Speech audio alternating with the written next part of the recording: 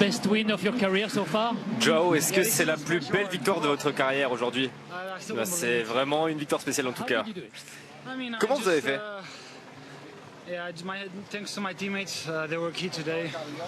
Mes coéquipiers étaient la clé aujourd'hui, ils ont fait une étape incroyable. J'ai imprimé mon rythme, mon propre rythme dès le début, j'ai fait du mieux que j'ai pu. Jonas était tout le long dans ma roue. Et j'étais vraiment à la limite, et je pense qu'on était tous les deux dans la limite. J'étais prêt à ce qu'il m'attaque à tout moment. Et je pensais qu'il allait me dépasser avant l'arrivée. Mais la ligne d'arrivée, justement, je la connais depuis cette arrivée il y a 2 ans. Je savais qu'il fallait que je sois premier au dernier virage, et comme il n'est même pas passé, ouais, c'était une journée incroyable. Comment c'était l'Angliru? Ouais, je crois que c'est la montée la plus difficile que j'ai jamais faite. C'est vraiment fou. C'était vraiment dur, je suis content d'être au sommet. Est-ce que vous pensez encore à gagner cette Vuelta? Ouais, bien sûr.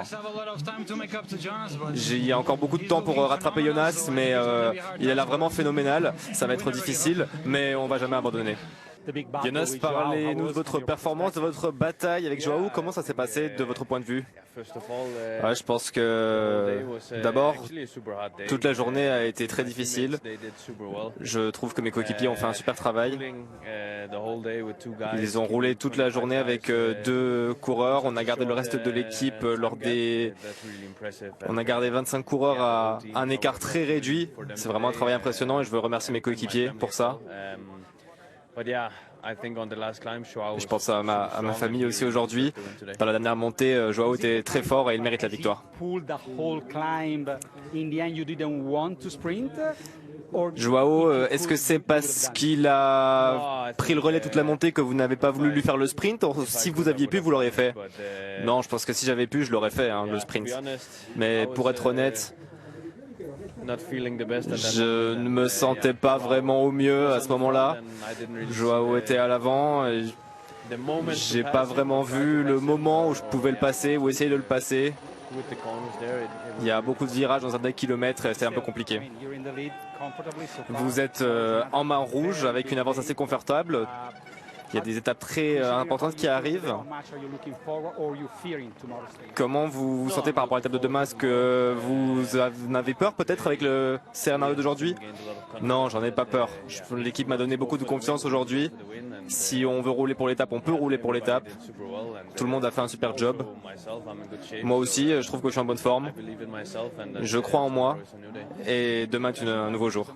C'était tellement difficile. Il fallait trouver son rythme. J'ai vraiment tout donné. Au début, j'étais bien, mais je savais que je ne pouvais pas continuer sur ce rythme jusqu'au sommet.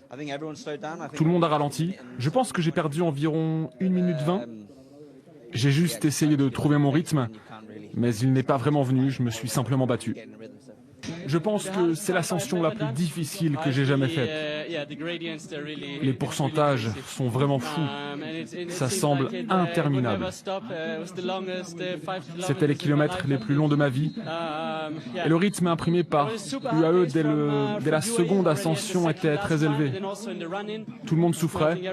Je suis heureux, j'ai tout donné. Et je me suis battu jusqu'au bout. C'était difficile dès le pied de la montée. Et après, vous avez su trouver votre rythme. Oui, je savais que c'était long. Même pour faire les 6-7 kilomètres les plus durs, ça prend beaucoup de temps.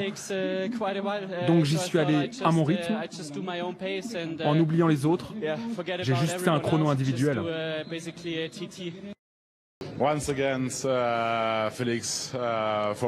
Encore une fois, Félix, pour votre équipe UAE, c'est une victoire, encore et encore. C'est la 6e de cette Vuelta aujourd'hui. Oh, c'est fou. On avait un plan dans le bus et on pensait fermement que Joao pouvait battre Jonas et c'est fou qu'il l'ait fait. On est super rapide. Vous avez fait un travail incroyable au pied de la montée. Et vous avez mis le tempo pendant plusieurs kilomètres. Ouais, notre plan était de prendre le contrôle quelques kilomètres juste avant le pied de l'Angliru pour être en tête, pas faire piéger dans la descente. Ensuite, le pied était assez piégeux, c'était important d'être à l'avant.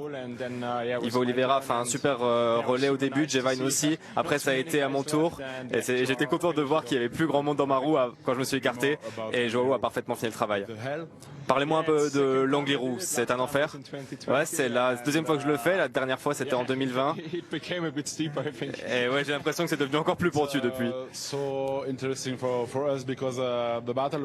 intéressant pour nous parce que la bataille entre Joao Almeida et Jonas Vingegaard n'est pas terminée, pas du tout même. Alors, je pense qu'aujourd'hui, Joao a montré qu'il pouvait battre Jonas. Et je pense que ça va être excitant ces dernières journées. Brian, il a les leaders du classement général qui vous regardent avec des grands yeux quand on voit les sprints. Et puis vous regardez avec des grands yeux quand vous voyez les leaders se battre sur une arrivée comme celle-là. Ouais, franchement. Le pire, c'est quand tu vois à la télé. Et que toi, tu es sur le vélo quand tu revois les images à la télé. Non, ouais, faudrait interdire ça, c'est trop dur. Qu'est-ce qu'on se dit? À quoi on se raccroche? Bah nous, on se raccroche clairement alors aux deux dernières étapes de sprint, celle de Madrid et celle de jours avant. Faut arriver dans les délais, quoi. Après, ça roulait vite toute la journée, c'était difficile, c'est sûr, mais en fait, avec l'expérience, on sait que plus on roule vite et moins l'échappée à de l'avance, plus on se raccoupe pour les délais, donc voilà. Vous êtes informé assez vite sur l'écart que vous avez avec la tête, sur les délais. Assez vite, vous savez qu'il n'y a pas de souci?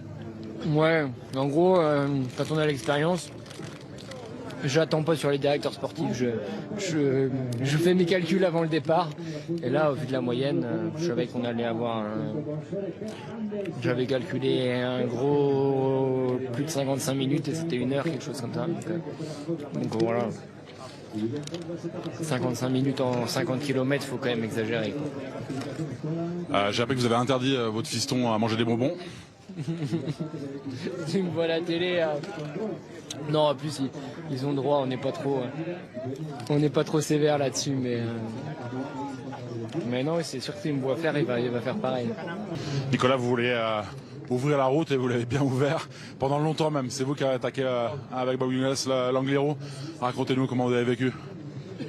Ouais, franchement, c'était pas le plan d'aller dans l'échappée. Après, j'ai vu le groupe de 20-25 mecs partir, j'ai sauté dedans. L'écart était toujours de 3 minutes et bon, après j'avais des bonnes sensations, donc je savais que Bob Jungels allait accélérer dans la bosse.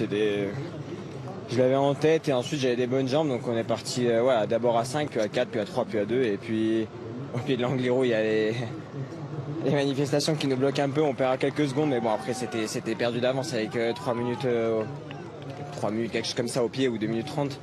Mais je me suis fait plaisir devant et ça fait plaisir que je peux suivre des mecs comme ça. C'est peut-être rien pour certains, mais pour moi ça fait plaisir d'être devant comme ça, ouvrir les routes autour d'Espagne, ça se voit que j'ai passé un step et non, je suis content de ma journée aujourd'hui. Comment on gère son rythme, Nicolas? Parce que c'est de plus en plus dur. Peut-être qu'on est à la limite et puis on se dit il reste 5 km et il y a encore ces 22-23%. Bon, en fait tu gères pas du tout, en fait tu vas à bloc jusqu'à ce que le peloton te rattrape et puis après tu fais avec le mental, là, tu fais avec la tête, tu fais avec les spectateurs il y en a 1 sur 100 qui va te pousser et puis non, je rigole, mais bon, non, tu fais avec la tête, quoi. C'est interminable, ouais. C'est, on dit l'enfer. C'est ça? Ça ressemble à ça? Ouais, c'est ça, ouais. Ouais, c'est exactement ça, l'enfer. Voilà, c'est les derniers, surtout le dernier tronçon, là, entre le 2 km et 1 km du sommet, c'est terrible. T'avances pas du tout, quoi. Vous êtes surpris que le classement général soit pas joué, Nicolas? Honnêtement, j'ai pas idée comment ils sont arrivés devant, ils sont arrivés ensemble. Ouais, je suis surpris quand même, parce que franchement, sur une montée comme ça, si t'as les jambes, ça se voit que du coup Almeida et Vingegaard se tiennent et que ça va être intéressant à suivre tout ça. Merci Nicolas. Ouais, Géraldine avec Rémi Cavagna pour la Groupama FDJ. Bonjour Rémi. Bonjour, bonjour. Un petit moment de plaisir. Racontez-nous la journée. On prend du plaisir, Rémi, ou pas du tout? Ouais, j'en avais pas pris trop de plaisir à part le contre-la-montre par équipe pour l'instant. C'est vrai que c'était un peu compliqué ce début de Volta, mais là j'ai voulu me faire plaisir devant. Hier, on a fait une belle journée avec Brieux qui a fait 3e. Du coup, ça a boosté un peu toute l'équipe.